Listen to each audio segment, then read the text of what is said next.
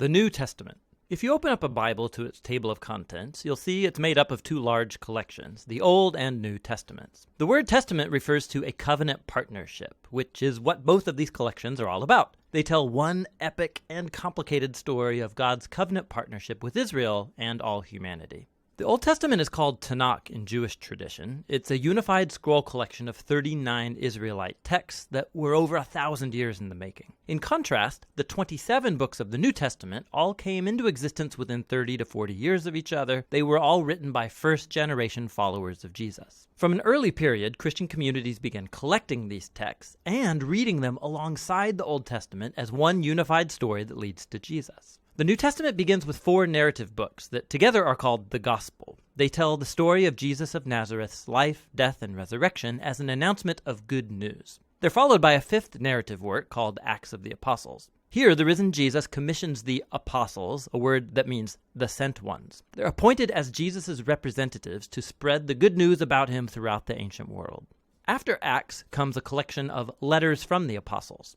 These were written to provide teaching and guidance for local communities of Jesus' followers called churches. There are 13 letters connected to the Apostle Paul, and they're not arranged in the order of when they were written, but rather from the longest to the shortest. Then there's the letter to the Hebrews, written by a close but unnamed associate of the apostles. After this are the letters of James, Jude, Peter, and John. 2 were brothers of Jesus, and 2 were among his first followers. The last New Testament book is the Revelation, a letter to 7 churches that reveals a prophetic word of challenge and comfort to all of Jesus' followers. So those are the books of the New Testament, but what are they about?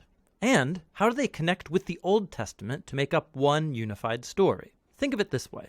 The Bible is one long epic narrative with multiple movements or acts. The Old Testament recounts the first series of acts that give you everything you need to make sense of the story to follow. The core themes and the plot conflict are arranged in design patterns. And then in the New Testament, these are all picked up and carried forward to the story's culmination in Jesus. Let me show you what I mean. The first act is about God and all humanity. God provides a sweet garden temple for humans who are made to be God's partners in ruling the world. But the humans are foolish, and they give in to a dark temptation and rebel against God's wisdom. So they're exiled into a wilderness where they start killing each other. They build cities that spread their selfishness and oppression, leading up to the big bad city of Babylon. But God loves the world and its foolish humans, so he sets in motion a rescue plan by promising the arrival of a new human who will destroy the evil that has lured us into self-destruction. The next act of the biblical story is about God and Israel, and it develops the themes and patterns of the first act. God calls a new humanity out of Babylon into a sweet garden land. Abraham, Sarah, and his descendants, the Israelites. God promises that through them, divine blessing will be restored to all of the nations. Surely these are the new humans that we're waiting for, but the Israelites repeat humanity's rebellion against God, building their own violent cities that lead to self-destruction and another exile in Babylon. But God sustains his promise that the new human will come from Abraham's lineage. It will be a priest king who will now have to rescue both Israel and humanity from Babylon to restore God's blessing to the world.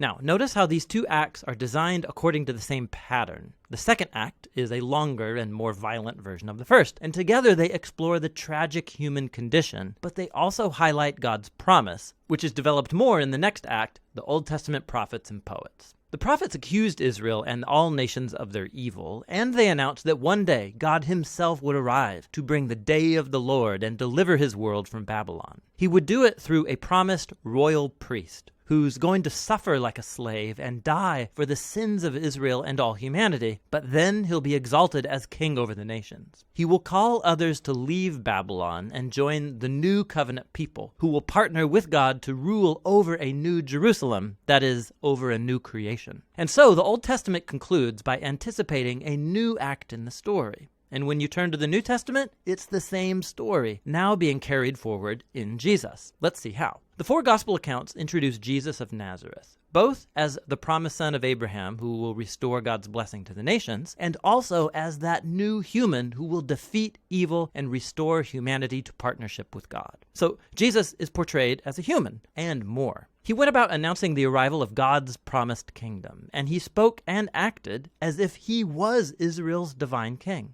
But instead of calling himself king, Jesus referred to himself as the Son of Man, that is, the human one who would act like a servant. The Gospels are making the claim that in Jesus, Israel's God has become the faithful Israelite and the true human that we are all made to be but have failed to be. Jesus' mission was to confront that dark evil that lurks underneath humanity's evil, luring us into selfishness, violence, and death. But how do you defeat that kind of evil? The surprising answer in the Gospels is that Jesus overcame our evil by allowing it to kill him on his paradoxical throne, the cross, where Jesus died for humanity's evil and sin. And it's where he lived out what he taught, that nonviolence, forgiveness, and self-giving love are the most powerful things in the universe. And because God's love for his world is stronger than evil or death, Jesus was raised to new life as the prototype of a new humanity, and this brings us to the story of Acts. Through the Spirit, God empowers Jesus' followers to spread the life and love of Jesus out into the world as they invite people to leave their old humanity and join Jesus' multi-ethnic family, the new humanity. This is where the letters from the apostles fit into the story. Here the apostles address early Christian communities, and they show how the good news about the risen King Jesus changed history and should reshape every part of our lives. They also explained the good news by constantly appealing to stories from the Old Testament and the stories of Jesus, showing us how to see our own life stories as part of the epic biblical story. So all humanity is trapped in a Babylonian exile, but Jesus came to create a new home. We're all living in different kinds of Egyptian slavery to selfishness and sin, but Jesus died as the Passover lamb to liberate us into the promised land. Our old humanity is bound for the dust of death, but Jesus' resurrection opened up a new future for a new humanity. We live here in the current evil age, but through Jesus and the Spirit, a new creation has burst open here and now. And this leads us to the book of Revelation, where the whole biblical story comes together in powerful symbolism and imagery.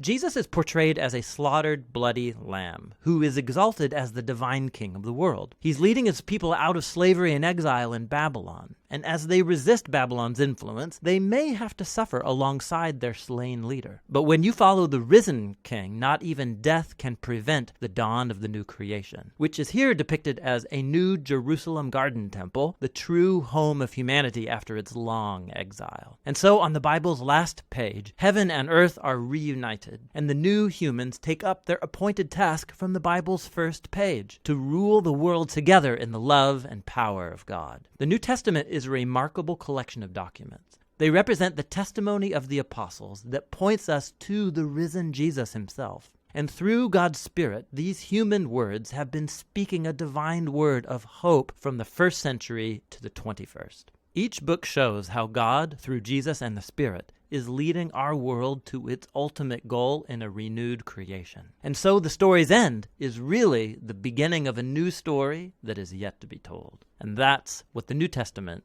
is all about.